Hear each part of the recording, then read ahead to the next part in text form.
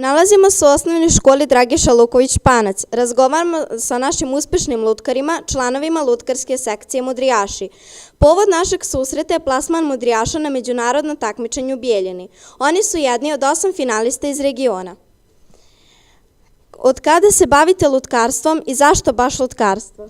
Lutkarstvom se bavim već 13 godina.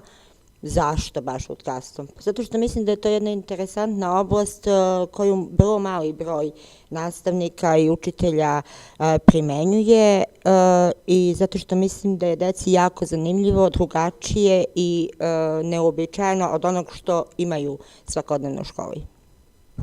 Koliko predstave za svo ovo vreme rada postavljeno i koliko članova ima sekcija? Za 13 godina koliko postoji ova lutkarska sekcija, uređeno je sigurno oko 30 predstava. A trenutno u ovoj grupi Mudrijaši imamo dve, da kažemo, podgrupe. Imamo 8 učenika 4. razreda i 10 učenika od 5. Ko osmišlja tekstove? Tekstove osmišlja učiteljica Slavica Tanacković i ona nam donosi tekstove, mi diskutujemo o njima i naravno pre nego što nam donese tekst, ona nam pita za ideju u kojoj će da piše. Ko pravi lutke?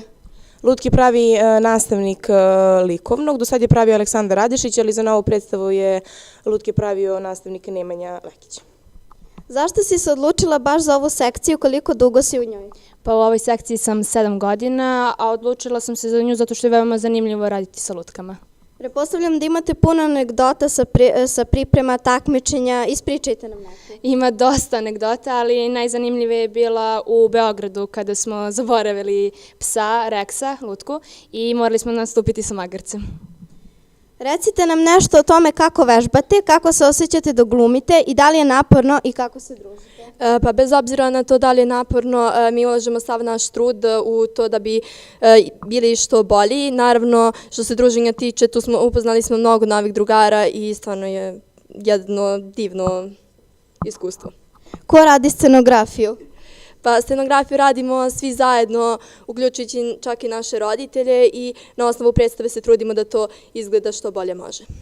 Čuli smo već da putujete u Bijeljinu na takmičenje, osim toga šta nam još pripremate? Već 13. godinu za redom učestvujemo i na lutkarskom festivalu Fluoš u Novom Sadu. Pre toga nas očekuje regionalna smotra 17. marta kod nas u školi i ako se plasiramo, a nadamo se da hoćemo, pošto smo navikli na to, da ćemo učestvovati na Fluošu i ove godine, a tamo negde na proleće nas očekuje i Lutkev festival u Beogradu. Hvala. Đak reporter Anđela Živković.